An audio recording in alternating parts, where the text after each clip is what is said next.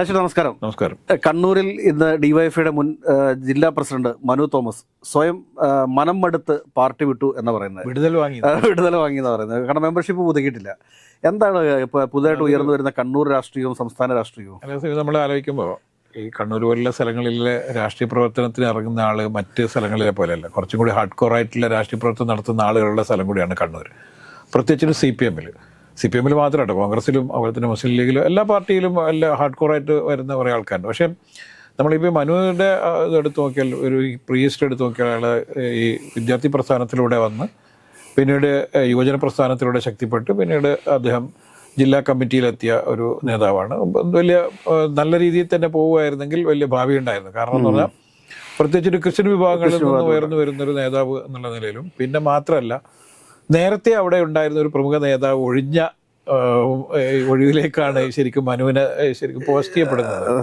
James മാത്യുവാണ് ഉദ്ദേശിച്ചത്. James Mathew ഒരു ഇതേപോലെ തന്നെ പാർട്ടി മടുത്ത് അദ്ദേഹം പൊതുപ്രവർത്തന രംഗത്ത് നിന്ന് മാറിപ്പോയി ബിസിനസ് രംഗത്തേക്ക് പോകുന്നു എന്ന് പറഞ്ഞുകൊണ്ട് അദ്ദേഹം മാറിപ്പോയി ചെയ്തത്.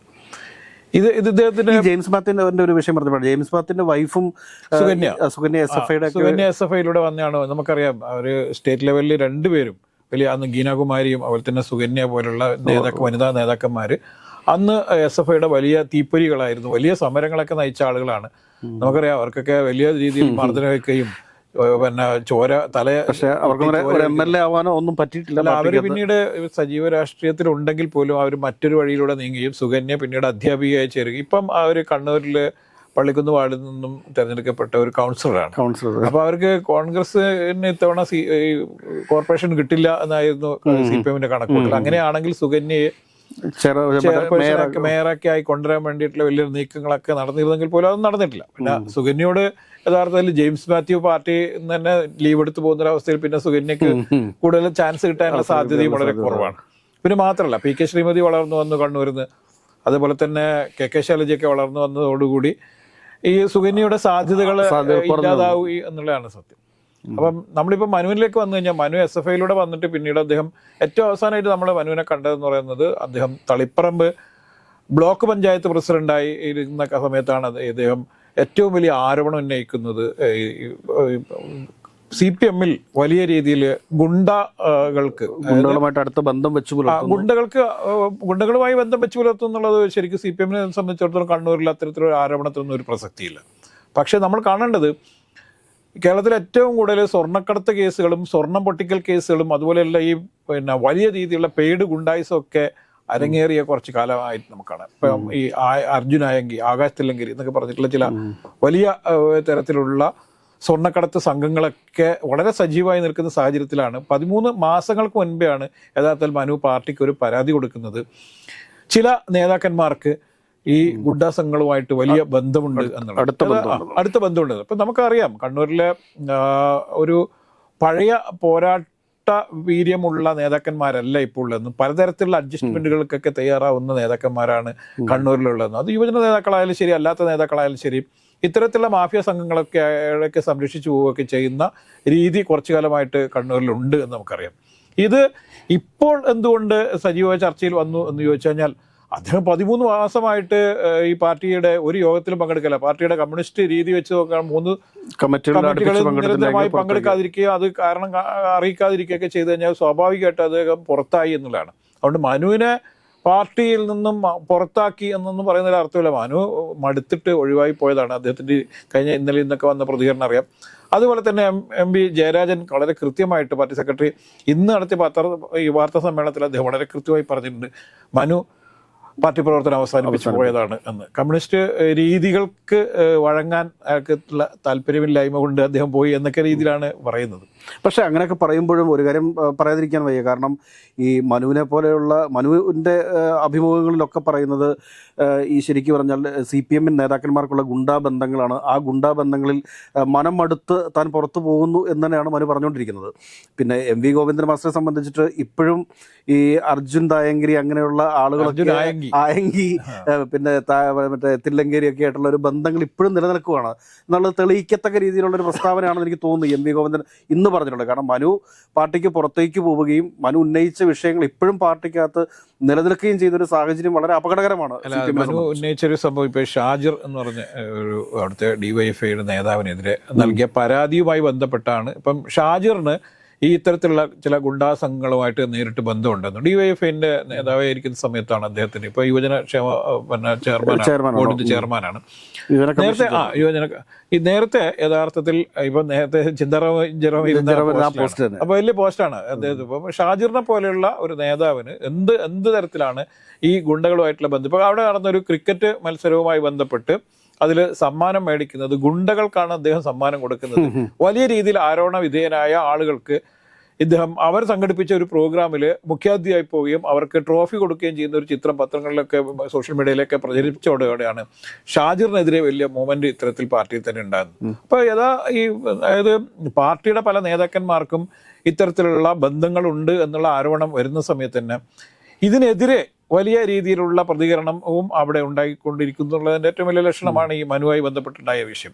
പക്ഷേ പലരും ഈ ഇത്തരത്തിലുള്ള ആരോപണം ഉന്നയിക്കുമ്പോഴും പാർട്ടിയിൽ എങ്ങനെ കടിച്ചു പിടിച്ച് നിൽക്കാം എന്നതിനെ കുറിച്ചാണ് എല്ലാവരും ആലോചിക്കുന്നത്.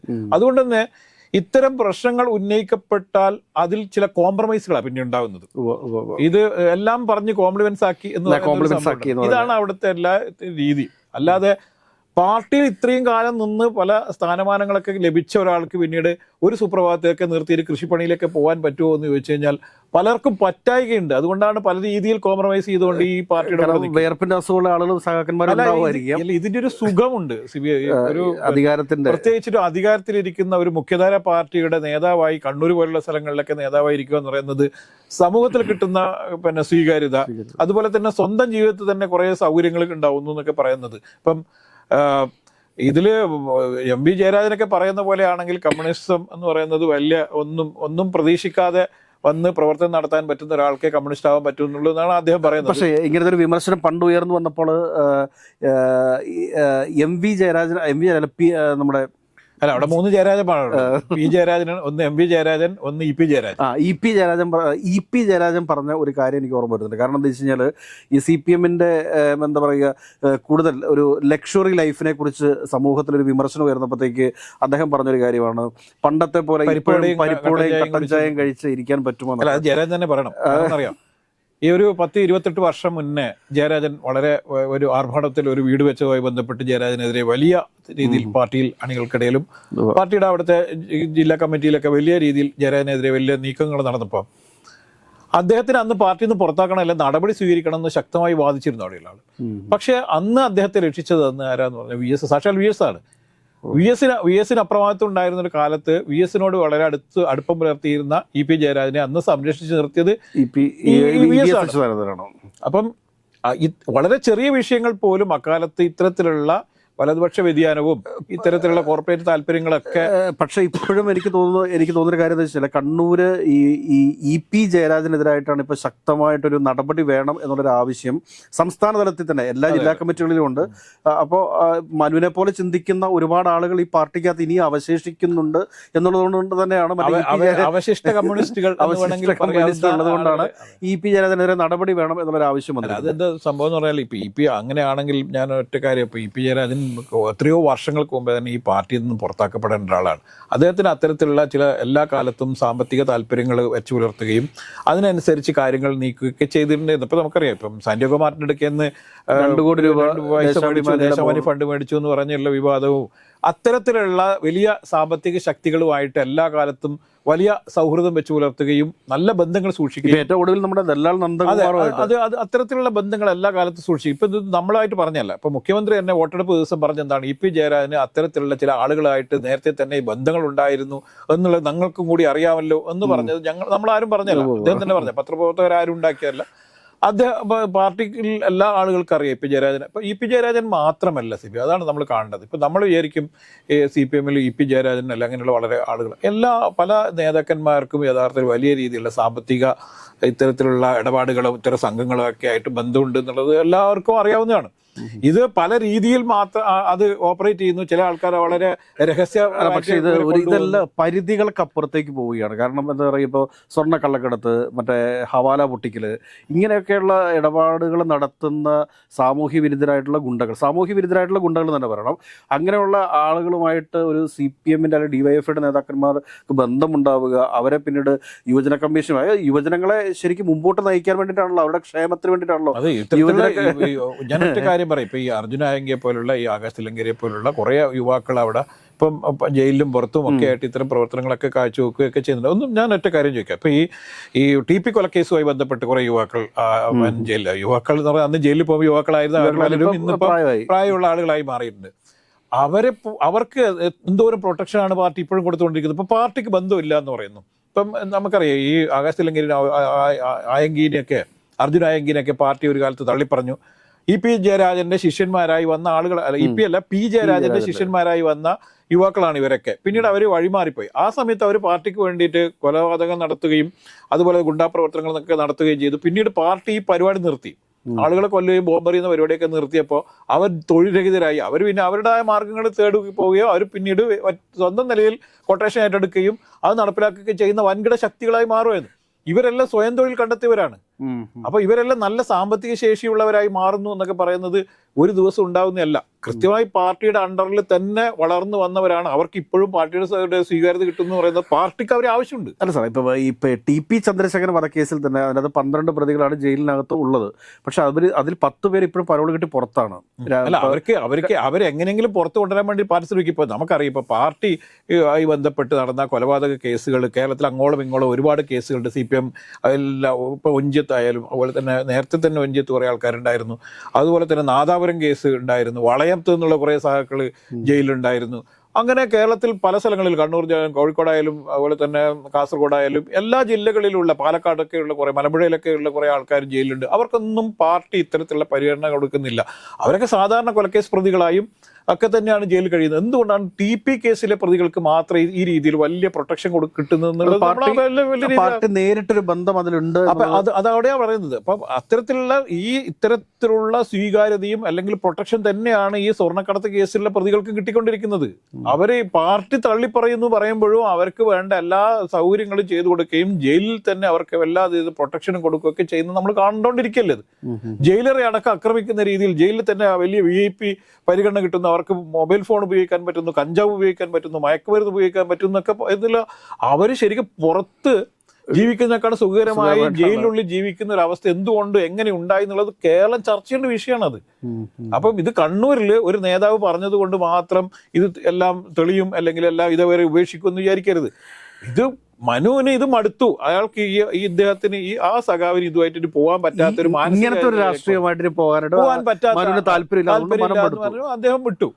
അതിനപ്പുറത്തേക്ക് ഇതിന് വലിയ തിരിച്ചടി ഉണ്ടാകുമെന്ന് വെച്ചാൽ കണ്ണൂരിൽ ഇത് വലിയ ചർച്ചയൊക്കെ ആയി നിൽക്കും എന്നല്ലാതെ കേരളത്തിൽ ആകമാനം CPM-ൽ വലിയ എന്തെങ്കിലും സംഭവിക്കുന്നില്ല. പക്ഷേ കാരണം മനസ്സും അടുത്ത് ഒരു DYFIയുടെ ഒരു ജില്ലാ പ്രസിഡന്റ് പുറത്തേക്ക് പോയി എന്ന് പറയുമ്പോൾ, ഇപ്പൊ ജില്ലാ പ്രസിഡന്റ് അല്ല, നേരത്തെ ജില്ലാ പ്രസിഡന്റ് ആയിരുന്നു. പക്ഷെ മനുവിനെ പോലുള്ള ഒരു ചെറുപ്പക്കാരൻ പെട്ടെന്ന് പാർട്ടിയുടെ പ്രവർത്തനം നിർത്തുന്നു. കാരണം CPM-ന്റെ ഒരു സംഘടനാ സംവിധാനം എല്ലാവർക്കും അറിയാലോ. കാരണം SFIയുടെ ബ്രാഞ്ച് തുടങ്ങി മേളിലേക്ക് ഓരോ പടിപടിയായിട്ട് ഇങ്ങനെ ചില ആൾക്കാർ, എല്ലാ ആൾക്കാരും ഈ പോരാടി പിന്നെ ചെറിയ താഴേന്നൊക്കെ വന്നിട്ട് ഇപ്പൊ നോക്കൂ, മുഹമ്മദ് റിയാസ് എന്ത് പോരാട്ടം നടത്തിയിട്ടാണ് അദ്ദേഹം ഇന്നിപ്പോ വലിയ ആളായി മാറിയെന്നൊക്കെയുള്ള, അങ്ങനെ എല്ലാ ആളുകളും പോരാടിയിട്ടാണ് ഇതിലേക്ക് വന്നു നേരിക്കുക. ചിലർക്ക് ഡബിൾ പ്രൊമോഷൻ, ട്രിപ്പിൾ പ്രൊമോഷൻ ഒക്കെ കിട്ടിയിട്ട് പാർട്ടിയുടെ തലപ്പത്തേക്ക് വന്ന ആൾക്കാരുണ്ട്, വലിയ സ്ഥാനങ്ങൾ കിട്ടിയിട്ടുണ്ട്. ഇപ്പൊ വീണ ജോർജ് എങ്ങനെ മന്ത്രിയായത്?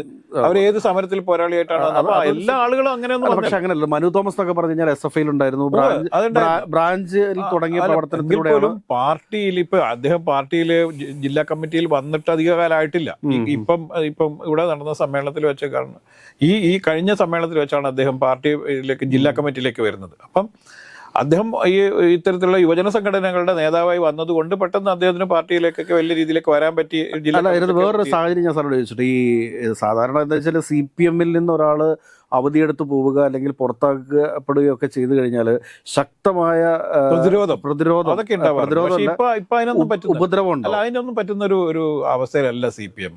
പ്രത്യേകിച്ചിട്ടും മനുവെ പോലുള്ള ആളുകൾക്കെതിരെയൊക്കെ അത്തരത്തിലുള്ള നീക്കങ്ങൾ നടത്തി കഴിഞ്ഞാൽ അത് ക്രിസ്ത്യൻ ഏരിയയിലൊക്കെ വലിയ തിരിച്ചടി ഉണ്ടാവും എന്ന് അറിഞ്ഞുകൊണ്ട് തന്നെ അത്തരത്തിലുള്ള നീക്കം മാത്രമല്ല അദ്ദേഹത്തിന് പകരമായിട്ട് വേറൊരു ക്രിസ്ത്യൻ അംഗത്തെ തന്നെ കൊണ്ടുവരികയും ചെയ്യുന്നുണ്ട് പാർട്ടി. അപ്പൊ ഇപ്പൊ നമുക്ക് നേരത്തെ നമ്മൾ പറഞ്ഞ ജെയിംസ് മാത്യുവിന്റെ തന്നെ നമുക്ക് എടുക്കാം. ഇപ്പൊ ജെയിംസ് മാത്യു 2 തവണ MLA ആളാണ്. അദ്ദേഹം യുവജന പ്രസ്ഥാനത്തിലൂടെ വന്നു, വിദ്യാർത്ഥി പ്രസ്ഥാനത്തിലൂടെ വന്നു, വലിയ രീതിയിലൊക്കെ ഉണ്ടായിരുന്നു. പക്ഷേ ഒരു കാലത്ത് ഒരു സമയത്ത് കണ്ണൂർ ജില്ലാ സെക്രട്ടറി ആവാൻ സാധ്യതയുണ്ട് എന്നുള്ള രീതിയിലൊക്കെ ചർച്ച ചെയ്യപ്പെട്ട ജെയിംസ് മാത്യു എന്തുകൊണ്ടാണ് മനസ്സും മടത്തിൽ ഈ പാർട്ടി നിന്ന് വിട്ടുപോയെന്ന് നമ്മൾ ചർച്ച ചെയ്യണം. പക്ഷെ എനിക്ക് തോന്നുന്നു നമ്മൾ പുറത്ത് കാണുന്നതിനപ്പുറത്തുള്ള ഒരു ഉൾപ്പോര്, കാരണം കോൺഗ്രസിലൊക്കെ ഗ്രൂപ്പ് രാഷ്ട്രീയം ഉണ്ട് എന്നുള്ളതൊരു വസ്തുതയാണ്, എല്ലാവർക്കും അറിയാവുന്ന കാര്യമല്ല. കോൺഗ്രസ് അതിനേക്കാൾ ഭയാനകമായ ഒരു അത് ഇപ്പൊ നമുക്കറിയാലോ. ഇപ്പൊ VS പിണറായി പോരാട്ടൊക്കെ നമ്മൾ കണ്ടതാണ്. യഥാർത്ഥത്തിൽ 2 പാർട്ടിക്കാരെ പോലെ തന്നെ കണ്ടിരുന്നതാണ്. ഇപ്പൊ കോൺഗ്രസിലെ ഗ്രൂപ്പിസം പോലെയല്ല. കോൺഗ്രസിലെ ഗ്രൂപ്പിസം എന്ന് പറയുന്നത് അവരുടെ ഒരു നേതാവിന്റെ അണ്ടറിൽ നിൽക്കുക, അവർക്ക് സ്ഥാനമാനങ്ങൾ കിട്ടുക എന്നുള്ളതാണ്. പക്ഷെ CPM-നെ സംബന്ധിച്ചിടത്തോളം ഇത് ദുരൂഹമാണ്. ആരുടെ കൂടെ നിന്നാൽ രക്ഷപ്പെടുക എന്നതിനെ കുറിച്ചൊക്കെ എപ്പോ വേണമെങ്കിൽ മാറിപ്പോവാം. ആശയപരമല്ല. ഇത് പലപ്പോഴും ആമാശയപരമായിട്ടുള്ള പ്രശ്നങ്ങളാണ് ഇത്തരത്തിലുള്ള പ്രശ്നങ്ങളിലേക്കൊക്കെ പോകുന്നത്. അതുകൊണ്ട് ഏറെക്കാലം ഈ പാർട്ടിക്ക് ഇത്തരത്തിലുള്ള ഗുണ്ടായുസമായിട്ടോ അല്ലെങ്കിൽ പുതിയ തലമുറയ്ക്ക് യഥാർത്ഥം ഇതിനോടൊന്നും താല്പര്യമില്ല എന്നുള്ളതിന്റെ ഏറ്റവും പുതിയ ഉദാഹരണമായിട്ട് നമുക്ക് ഈ മനുവിന്റെ ഈ വിഷയം നോക്കാം. അപ്പോൾ നമുക്ക് അവസാനിപ്പിക്കുന്നതിന് മുമ്പായിട്ട് പറയാൻ പറ്റും. കാരണം എന്താ വെച്ച് കഴിഞ്ഞാൽ പുതിയ ഒരു ജനറേഷൻ CPM-നെയും കമ്മ്യൂണിസത്തെയും ഒക്കെ വെറുക്കുന്ന, കമ്മ്യൂണിസത്തെ അല്ല CPM-നെയും നിലവിലുള്ള CPM-ന്റെ ഇപ്പോഴുള്ള നയപരിപാടികളെ നേതാക്കന്മാരുടെ ചില രീതികളോട് വിയോജിപ്പുണ്ട്. അതുകൊണ്ട് തന്നെ അവരുടെ കൂടെ നിൽക്കാൻ താല്പര്യപ്പെടുന്നില്ല എന്ന് വേണമെങ്കിൽ നമുക്ക് കൺക്ലൂഷനായിട്ട് പറയാം. കൂടുതൽ പേര് മനം മടുക്കാതിരിക്കട്ടെ എന്ന് നമുക്ക് പ്രാർത്ഥിക്കാം, അല്ലേ? ആശംസിക്കാം. അത്രേ പറയാൻ പറ്റുള്ളൂ. ഓക്കെ, ശരി.